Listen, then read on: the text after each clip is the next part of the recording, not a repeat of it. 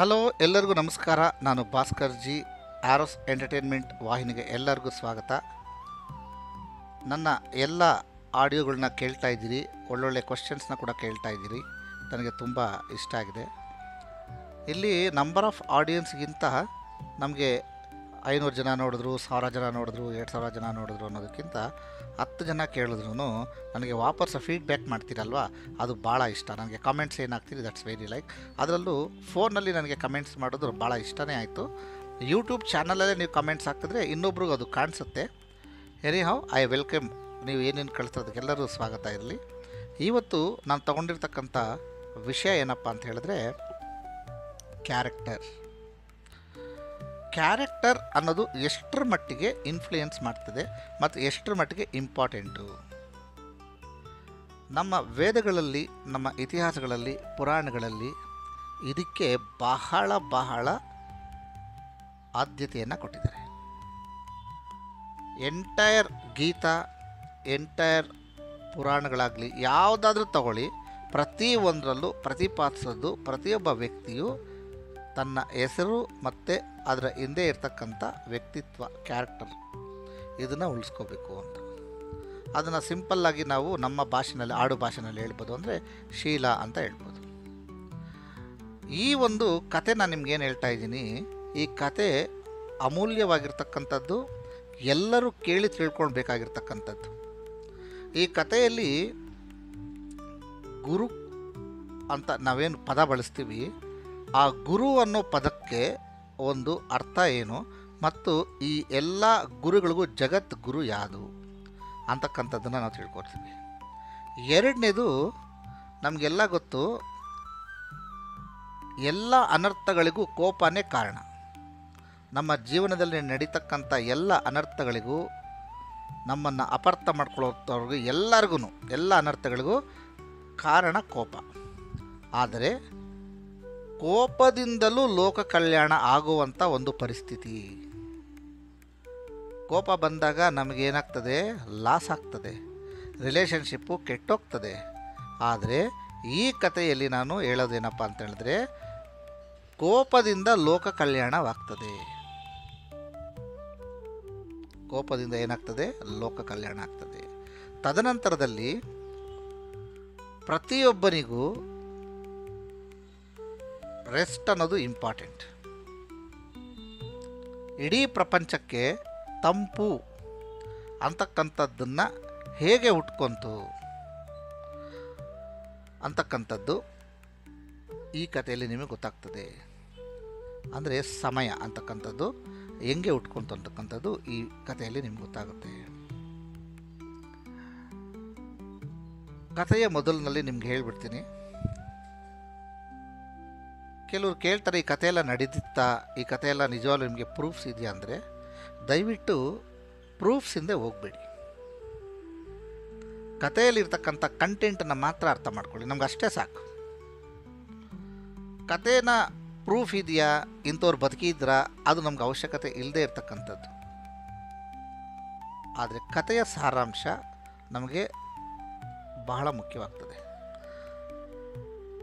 ಹಾಗಾಗಿ ದಯವಿಟ್ಟು ಡೌಟಲ್ಲಿ, ಸಂಶಯದಲ್ಲಿ ಕಥೆಯನ್ನು ಕೇಳಬೇಡಿ. ಕಥೆಯನ್ನು ನಿರಾಳವಾಗಿ, ಆರಾಮಾಗಿ, ರಿಲ್ಯಾಕ್ಸ್ಡಾಗಿ, ಶ್ರದ್ಧೆಯಿಂದ, ನಾನಿಲ್ಲೇನೋ ಒಂದು ಅಮೂಲ್ಯವಾಗಿರ್ತಕ್ಕಂಥದ್ದನ್ನು ಶ್ರವಣ ಮಾಡ್ತಾಯಿದ್ದೀನಿ ಅಂತಕ್ಕಂಥದ್ದನ್ನು ತಿಳ್ಕೊಳ್ತಾ ಈ ಕಥೆಯನ್ನು ಕೇಳಿ.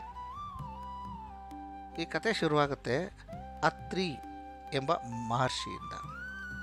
ಅತ್ರಿ ಅಂದರೆ ಏನಪ್ಪ ಅಂದರೆ,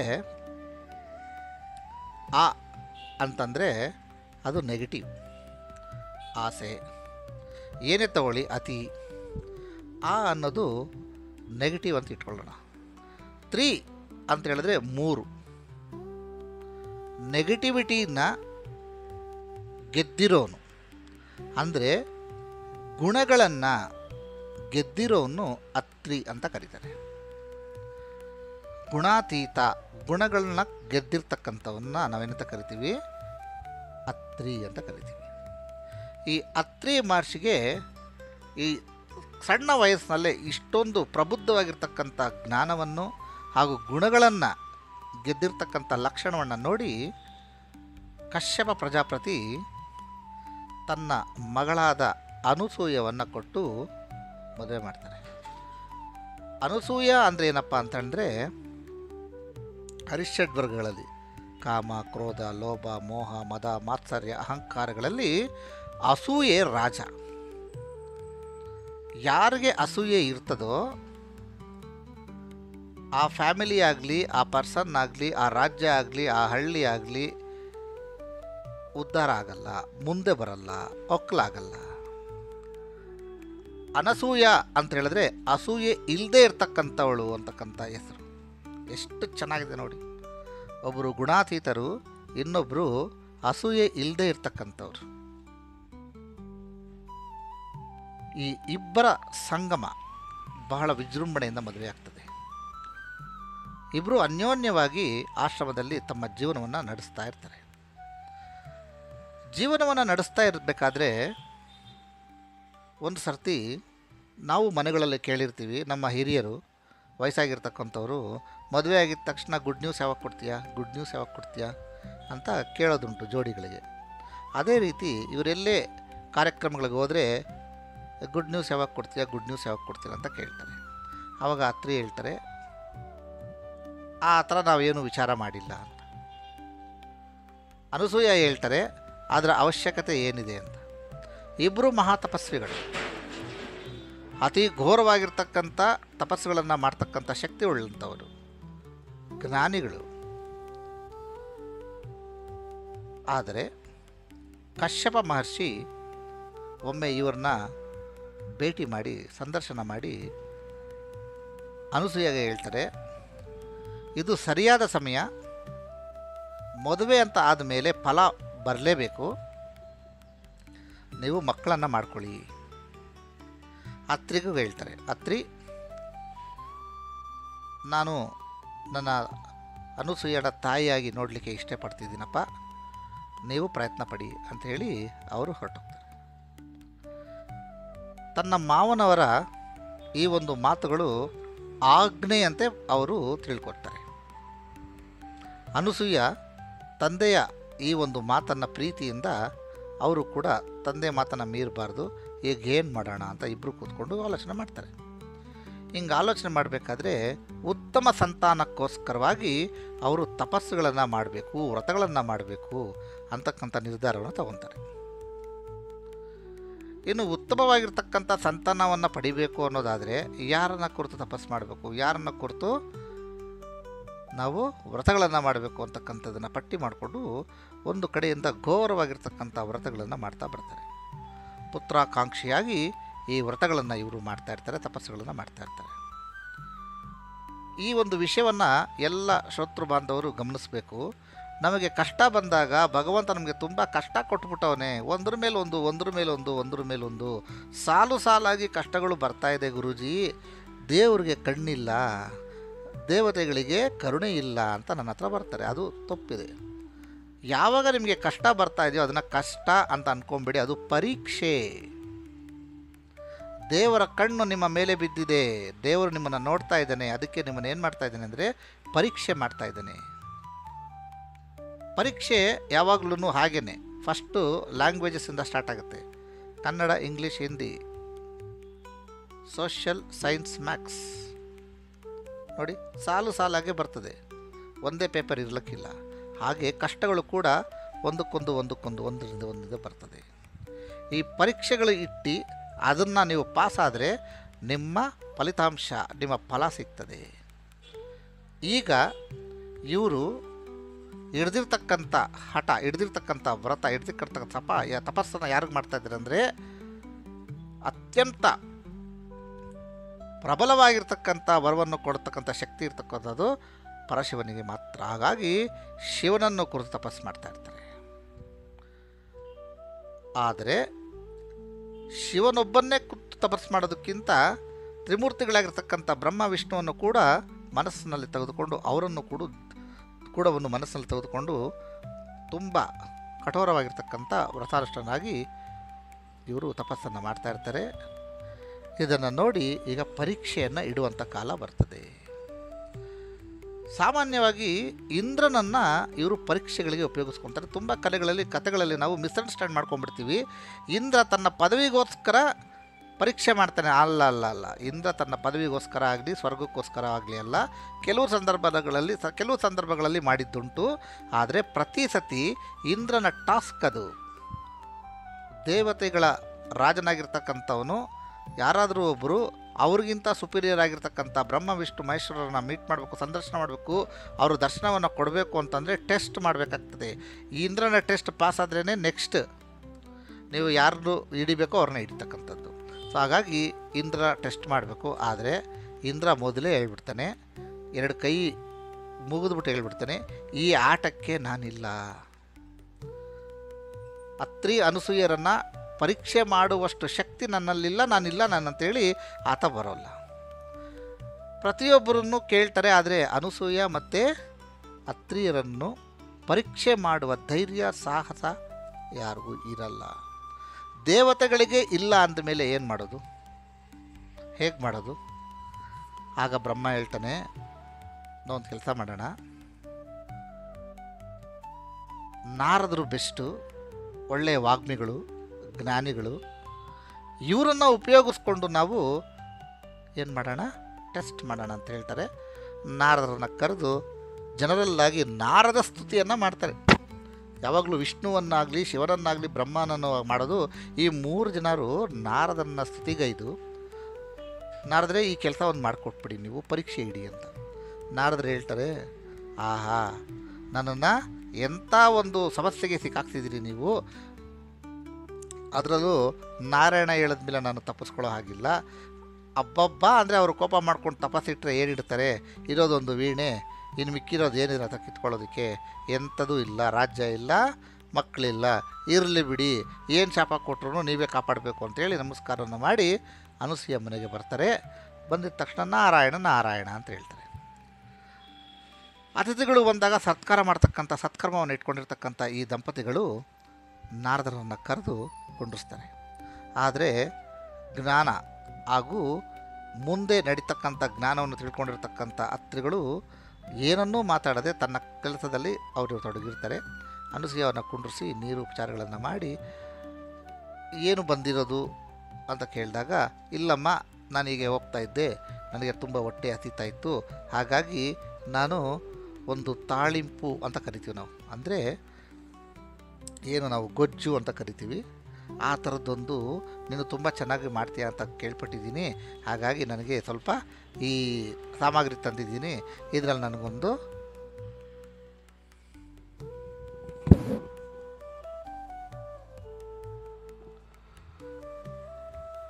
ನಾರದರು ಬಂದ್ಬಿಟ್ಟು, ನೀನು ತುಂಬ ಚೆನ್ನಾಗಿ ಅವರೆಕಾಳಿನಲ್ಲಿ ಗೊಜ್ಜು ಮಾಡ್ತೀಯಂತೆ, ಹಾಗಾಗಿ ನನಗೆ ಗೊಜ್ಜು ಮಾಡಿಕೊಡು ಅಂತೇಳಿ ಒಂದು ಡಬ್ಬದಲ್ಲಿ ಅವರೆಕಾಳುಗಳನ್ನು ಕೊಡ್ತಾರೆ.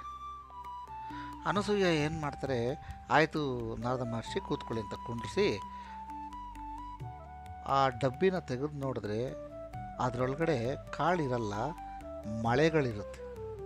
ಕಬ್ಬಿಣದ ಮಳೆಗಳನ್ನ ಕೊಟ್ಬಿಟ್ಟು ಇದರಲ್ಲಿ ನನಗೆ ಅವರೆಕಾಳು ಗೊಜ್ಜು ಮಾಡಿಕೊಡು ಅಂತ ಕೊಟ್ಟಿರ್ತಾರೆ. ಏನು ಮಾಯ ಮಾಡ್ತಾಳೆ ಅಂತ ಗೊತ್ತಿಲ್ಲ ಅನಸೂಯ. ಆಯಿತು ಅಂತೇಳಿ ಅದನ್ನು ಬೇಯಿಸಿ ತಿರುಗಿಸಿ ಅದಕ್ಕೆ ನೀಟಾಗಿ ಉಪ್ಪು ಖಾರ ಹಾಕಿ ತೊಗೊಂಬಂದು ಅನ್ನ ಬಿಸಿ ಬಿಸಿ ರಸಮ್ ಮಾಡಿ ಈ ಗೊಜ್ಜನ್ನು ಕೊಡ್ತಾಳೆ. ನಾರದರು ಏನು ಮಾತಾಡೋಕ್ಕಾಗಲ್ವಲ್ಲ. ಆಕೆಯ ಪತಿವ್ರತೆ, ಆಕೆಯ ಒಂದು ವ್ರತ, ತಪೋಬಲ, ಇದರೆಲ್ಲಿಂದ ಇದರ ಎಲ್ಲರ ಪರವಾಗಿ ಅವರೆಕಾಳು ಮಳೆಗಳು ಅವರೆಕಾಳಾಗಿ ಬದಲಾವಣೆ ಆಗಿರ್ತದೆ. ನಾರದರು ಎಂದೂ ತಿನ್ನದಂಥ ರುಚಿಕರವಾಗಿರ್ತಕ್ಕಂಥ ಆ ಒಂದು ತಾಳಿಂಪದ ಗೊಜ್ಜನ್ನು ತಿಂದ್ಬಿಟ್ಟು ನಮಸ್ಕಾರವನ್ನು ಮಾಡಿ ಹೊರಟೋಗ್ಬಿಡ್ತಾರೆ. ಏನು ಮಾತಾಡಲಿಕ್ಕೆ ಬರೋಲ್ಲ ಅವರು. ತ್ರಿಮೂರ್ತಿಗಳ ಹತ್ರ ಹೋಗಿ ಹೇಳ್ತಾರೆ, ಕಬ್ಬಣದ ಮಳೆಗಳನ್ನು ಕೊಟ್ಟರೆ ಅದರಲ್ಲಿ ಗೊಜ್ಜು ಮಾಡಿ ನನಗೆ ಬಡಿಸಿದ್ಲಪ್ಪ, ಇನ್ನೇನು ಟೆಸ್ಟ್ ಮಾಡೋದು, ನನ್ನ ಕೈನಲ್ಲಿ ಆಗಲ್ಲ, ನನ್ನ ಕತೆ ಮುಗಿದೋಯ್ತು, ನೀವೇ ನೋಡಿದ್ರಲ್ಲ. ತ್ರಿಮೂರ್ತಿಗಳು ಇದನ್ನು ತಿಳಿದ ಮೇಲೆ ಬೇರೆ ಇನ್ಯಾರೂ ಸಿಗ್ತಾ ಇಲ್ಲ, ವರ ಕೊಡೋದಕ್ಕಿಂತ ಮುಂಚೆ ನಾವು ಟೆಸ್ಟ್ ಅಂತೂ ಮಾಡಲೇಬೇಕು ಅಂಥೇಳಿ ಏನು ಮಾಡ್ತಾರೆ, ಈ 3 ಜನಗಳು, ಈ 3 ತ್ರಿಮೂರ್ತಿಗಳು ಮಾನವರಾಗಿ 18, 19, 20 ವರ್ಷದ ನವ ಯುವಕರಾಗಿ ಬ್ರಾಹ್ಮಣರ ರೂಪದಲ್ಲಿ ಅನಸೂಯ ಅತ್ರಿಯ ಆಶ್ರಮಕ್ಕೆ ಬಂದು ನಾವು ಹೀಗೆ ಪ್ರಯಾಣ ಬೆಳೆಸ್ತಾ ಇದ್ದೀವಿ. ನಮಗಿವಾಗ ಮಧ್ಯಾಹ್ನ ಆಗಿರೋದ್ರಿಂದ ವಿಶ್ರಮ ಮಾಡ್ಕೊಳ್ಳೋಕ್ಕೆ ಈ ಆಶ್ರಮಕ್ಕೆ ಬಂದಿದ್ದೀವಿ. ನಮಗೆ ಸತ್ಕಾರ ಮಾಡ್ತಕ್ಕಂಥದ್ದು ನಿಮ್ಮ ಜವಾಬ್ದಾರಿ ಅಂತಾಗ ಅನಸೂಯ ಯಥಾಸ್ಥಿತಿ ಅವರಿಗೆ ಕುಂಡ್ರಿಸ್ಕೊಂಡು ಅವ್ರಿಗೆ ಏನೇನು ಬೇಕೋ ಎಲ್ಲ ಅನುಕೂಲಗಳನ್ನು ಮಾಡಿಕೊಟ್ಟು ಆ ನವ ಯುವಕರು ಬ್ರಹ್ಮ ವಿಷ್ಣು ಮಹೇಶ್ವರ ನೋಡೋದಕ್ಕೆ ಅತಿ ರೂಪವಾಗಿರ್ತಾರೆ. ಸುದೃಢರು, ದೃಢಕಾಯರು. ಅವ್ರನ್ನ ನೋಡಿದ್ರೇ ನಾವು ಕರಗೋಗ್ಬಿಡ್ಬೇಕು, ಆ ರೀತಿಯಾಗಿರ್ತಕ್ಕಂಥ ಮುಖದಲ್ಲಿ ಕಳೆ. ಅವರು ಬರ್ತಾರೆ. ಬಂದಾಗ ಮಧ್ಯಾಹ್ನದ ಹೊತ್ತು ಎಲೆಗಳನ್ನು ಬಡಿಸಿ, ಇನ್ನೇನು ಬನ್ನಿ ರೆಡಿ ಇದೆ, ಊಟ ಮಾಡ್ಕೊಳ್ಳಿ, ಎಲ್ಲ ಸಿದ್ಧವಾಗಿದೆ ಅಂಥೇಳಿ ಊಟಕ್ಕೆ ಬಡಿಸೋದಕ್ಕೆ ಎಲ್ಲವನ್ನು ರೆಡಿ ಮಾಡ್ಕೊಳ್ತಾರೆ. ಆಗ ಆ 3 ಜನ ಹೇಳ್ತಾರೆ, ನಾವು ಒಂದು ವ್ರತವನ್ನು ಮಾಡ್ತಾ ಇದ್ದೇವೆ. ಆ ವ್ರತದ ಪ್ರಕಾರ ನಮಗೆ ಯಾರು ಬಡಿಸ್ತಾರೋ ಅವರು ವಿವಸ್ತ್ರರಾಗಿರಬೇಕು. ತಮ್ಮ ಮೈ ಮೇಲೆ ಯಾವುದೇ ರೀತಿಯಾಗಿರ್ತಕ್ಕಂಥ ವಸ್ತ್ರವನ್ನು ಧಾರಣೆ ಮಾಡಿರಬಾರ್ದು. ವಿವಸ್ತ್ರರಾಗಿ ನನಗೆ ಊಟವನ್ನು ಬಡಿಸ್ಬೇಕು ಅಂತಕ್ಕಂಥ ಒಂದು ಕಂಡೀಷನನ್ನು ಆ ಅನಸೂಯೆಗೆ ಇಡ್ತಾರೆ. ಅನಸೂಯೆ ಒಂದು ಕ್ಷಣವೂ ಯೋಚನೆ ಮಾಡದೆ, ನಿಮ್ಮ ಯೋಚನೆಯಂತೆಯೇ ಆಗಲಿ, ನಿಮ್ಮ ವ್ರತ ಭಂಗ ಮಾಡಲಿಕ್ಕೆ ನಾನು ಇಷ್ಟಪಡಲ್ಲ, ನಿಮ್ಮ ವ್ರತದಂತೆಯೇ ನಡೀಲಿ ಅಂಥೇಳಿ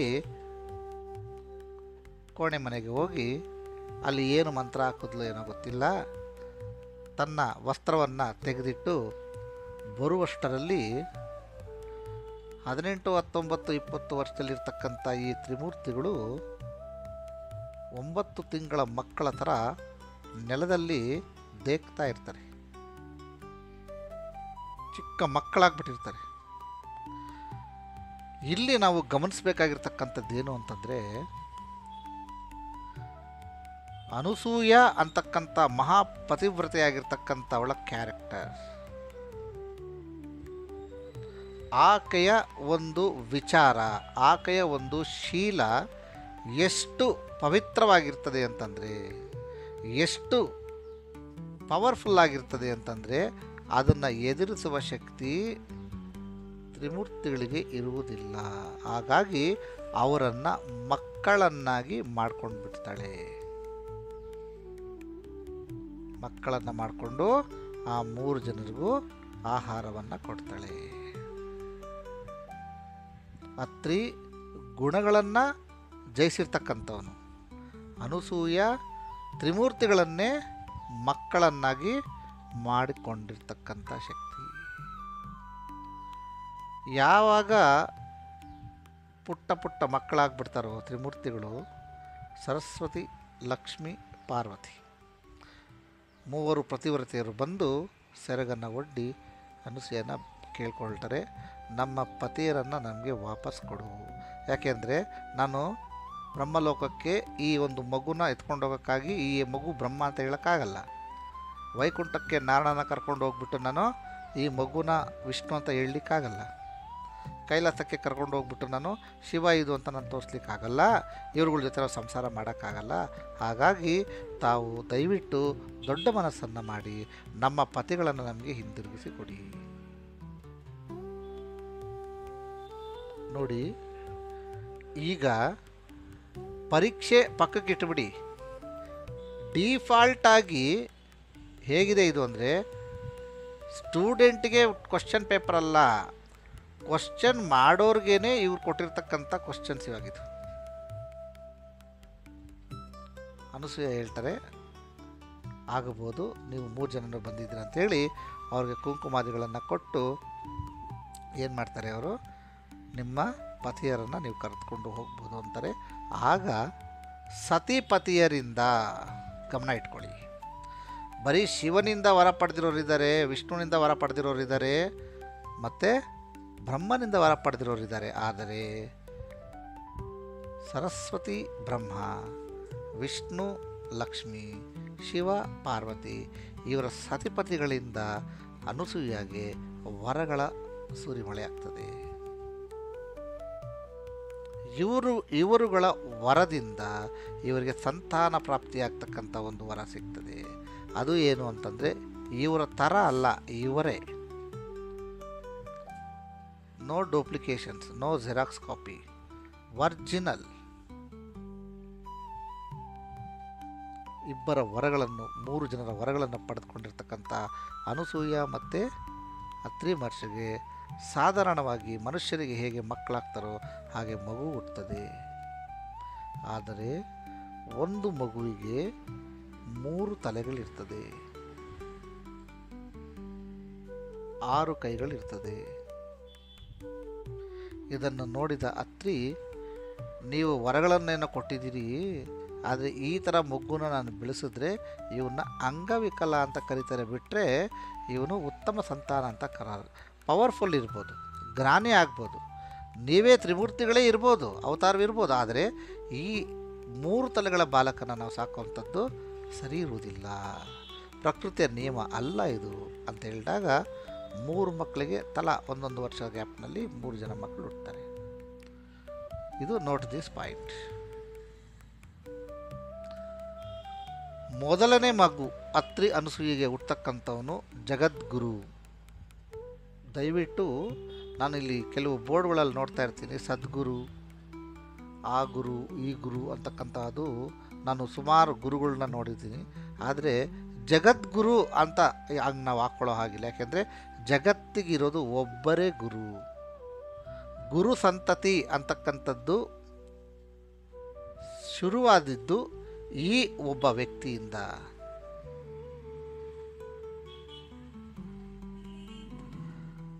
ಅವರನ್ನು ನಾವು ಆತ್ರಿಯ ಮಗನಾಗಿರೋದ್ರಿಂದ ದತ್ತಾತ್ರೇಯ ಅಂತಕ್ಕಂಥ ಹೆಸರಿನಿಂದ ಕೂಗ್ತೀವಿ. ಗುರುಗಳಿಗೆ ಗುರುಗಳು ಅಂದರೆ ಗುರು ಅಂತಕ್ಕಂಥದ್ದು ಮೊದಲನೇ ಶುರುವಾಗಿದ್ದು ಈ ದತ್ತಾತ್ರೇಯ ಮಹರ್ಷಿಯಿಂದ. ಇವರ ಬಳಿ 4 ನಾಯಿಗಳನ್ನು ನೀವು ಗಮನಿಸಿರ್ತೀರ. ಇವು 4 ನಾಯಿಗಳು ಯಾವುದು ಅಂದರೆ 4 ವೇದಗಳು ಇವರನ್ನು ಹಿಂಬಾಲಿಸ್ತಾ ಇರ್ತದೆ. ಇವರಿಗೆ 2ನೇ ಮಗ ಹುಡ್ತಾನೆ. ಅವನ ಹೆಸರು, ಆ ಮಹರ್ಷಿಯ ಹೆಸರು ದುರ್ವಾಸ. ಈ ಮಹರ್ಷಿ ಕೋಪದಿಂದ ಶಾಪ ಕೊಟ್ಟರೂ ಅದು ಲೋಕ ಕಲ್ಯಾಣನೇ ಆಗ್ತದೆ. 3ನೆಯ ಮಗ ಚಂದ್ರ.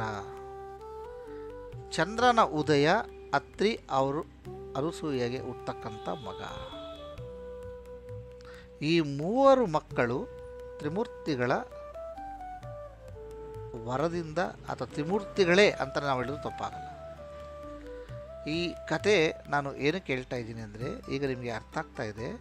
ಈ ಅತ್ರಿ ಮತ್ತು ಅನಸೂಯ ಅಂತ ನಾವೇನು ಹೇಳ್ತೀವಲ್ಲ, ಇವರ 3 ಗುಣಗಳು ಅಂದರೆ ಕ್ಯಾರೆಕ್ಟರ್ ಅಂತ ನಾನು ಹೇಳ್ತೀನಿ. ಗುರು ದತ್ತಾತ್ರೇಯರು ಗುರುಗಳು, ಪ್ರತಿಯೊಂದನ್ನು ದಾರಿ ತೋರ್ತಕ್ಕಂಥ ಇಂಡೆಕ್ಸ್ ಫಿಂಗರ್ ಅವರು.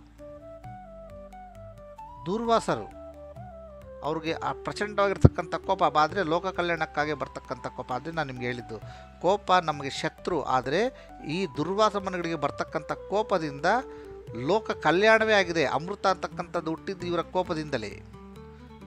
ಎಷ್ಟು ಬೇಕಾದ್ರೂ ಕಥೆಗಳನ್ನು ನಾವು ಹೇಳ್ಬೋದು. ದುರ್ವಾಸರ ಕೋಪದಿಂದ ನಮಗೆ ರಾಮನ ಮರಣ, ರಾಮನಿಗೆ ಮುಕ್ತಿಯನ್ನು ಕೊಡ್ತಕ್ಕಂಥದ್ದು ಕೂಡ ದುರ್ವಾಸರ ಕೋಪದಿಂದಲೇ. ಇನ್ನು ಚಂದ್ರನ ಬಗ್ಗೆ ಅಂತೂ ನಾವು ಹೇಳೋ ಹಾಗೆ ಇಲ್ಲ.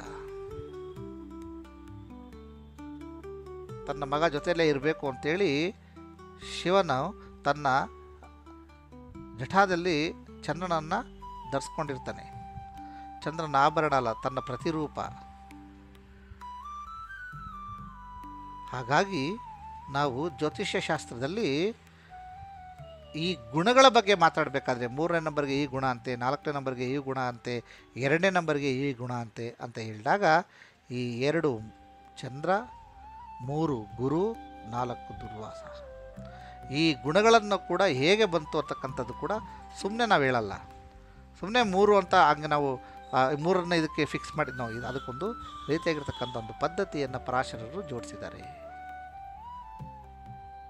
ಈ ಕಥೆಯಲ್ಲಿ ನಾವು ತಿಳ್ಕೊಳ್ಬೇಕಾಗಿರ್ತಕ್ಕಂಥದ್ದು ಏನಪ್ಪ ಅಂದರೆ, ಕ್ಯಾರೆಕ್ಟರ್ಗಳು ಇಲ್ಲದೆ ಇರ್ತಕ್ಕಂಥ ಅತ್ರಿಗೂ ಅನಸೂಯಕ್ಕೂ ಹುಟ್ಟತಕ್ಕಂಥದ್ದು. ಹಾಗಾಗಿ ನಾವು ಕೂಡ ಉತ್ತಮ ಸಂತಾನವನ್ನು ಪಡಿಬೇಕು ಅಂದರೆ ಗಂಡಸಿನಲ್ಲಿ 0 ಕ್ಯಾರೆಕ್ಟರ್, ಹೆಂಗಸಿನಲ್ಲಿ ಅಸೂಯೆ ಇಲ್ಲದೆ ಇರತಕ್ಕಂಥ ಪರಿಸ್ಥಿತಿಯನ್ನು ನಾವು ನಿರ್ಮಾಣ ಮಾಡಿಕೊಂಡ್ರೆ ನಮಗೂ ಕೂಡ ಒಳ್ಳೆಯ ಕ್ಯಾರೆಕ್ಟರ್ ಇರ್ತಕ್ಕಂಥ ಉತ್ತಮ ಗುಣಗಳನ್ನು ಉಳ್ತಕ್ಕಂಥ ಮಕ್ಕಳು ಹುಟ್ಟೋದ್ರಲ್ಲಿ ಏನು ಸಂಶಯವೇ ಇಲ್ಲ. ಹೀಗಾಗಿ ಕ್ಯಾರೆಕ್ಟರ್ ಅಂತಕ್ಕಂಥದ್ದು ಪ್ರತಿಯೊಬ್ಬರನ್ನು ಸೆಳೆಯೋ ಒಂದು ಮ್ಯಾಗ್ನೆಟ್, ಆಯಸ್ಕಾಂತ. ಹಾಗಾಗಿ ಈ ಒಂದು ಆಯಸ್ಕಾಂತವ ನಿಮ್ಮಲ್ಲಿ ಯಾವ ರೀತಿಯಾಗಿರ್ತಕ್ಕಂಥ ಆಯಸ್ಕಾಂತ ಇದೆ, ಒಳ್ಳೆಯ ಆಯಸ್ಕಾಂತ ಇದೆ ಅಂದರೆ ಒಳ್ಳೆಯದನ್ನು ಅಟ್ರಾಕ್ಟ್ ಮಾಡ್ತದೆ, ಸೆಳೀತದೆ. ಹಾಗಾಗಿ ಪ್ಲಸ್ ಮೈನಸ್ ಎರಡೂ ಇದೆ.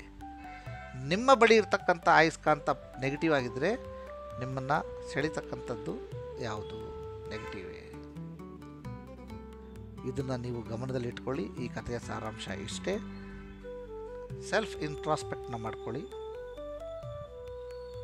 ಅಂತಕ್ಕಂಥದ್ದನ್ನು ಹೇಳ್ತಾ ಈ ಕಥೆನ ಇಲ್ಲಿಗೆ ಮುಗಿಸ್ತಾ ಇದ್ದೀನಿ.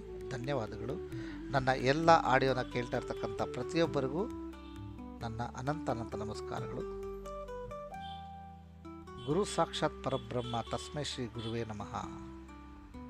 ಸರ್ವಜನೋ ಸುಖಿನೋ ಭವಂತು ಅಂತ ಹೇಳ್ತಾ ಈ ಕಥೆಯ ಮಾಲಿಕೆಯನ್ನು ನಿಲ್ಲಿಸ್ತಾ ಇದ್ದೀನಿ. ನಮಸ್ಕಾರ.